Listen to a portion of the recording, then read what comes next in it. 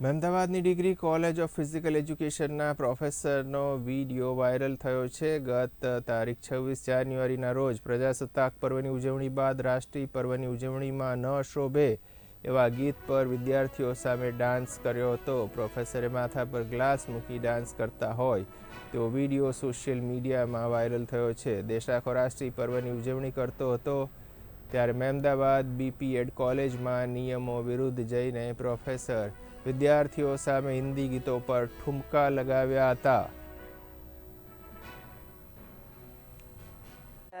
પર્વ છે, રાષ્ટ્રીય પર્વ છે, પણ પ્રોગ્રામ પતી ગયા પછી ખાલી બાળકોના અને અમારા એન્જોય માટે અમે આ ક્રિયા કરેલી. બાકી કઈ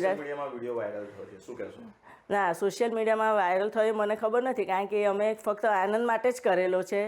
એટલે આની માટે કદાચ હર્ટ થયું હોય અથવા કોઈને ખરાબ લાગ્યું અથવા રાષ્ટ્રીય પર્વ છે તો હું દિલથી માફી, અને ભવિષ્યમાં આવી કોઈ પણ પ્રકારનો પ્રોગ્રામ ન થાય એનું ખાસ હું ધ્યાન રાખીશ.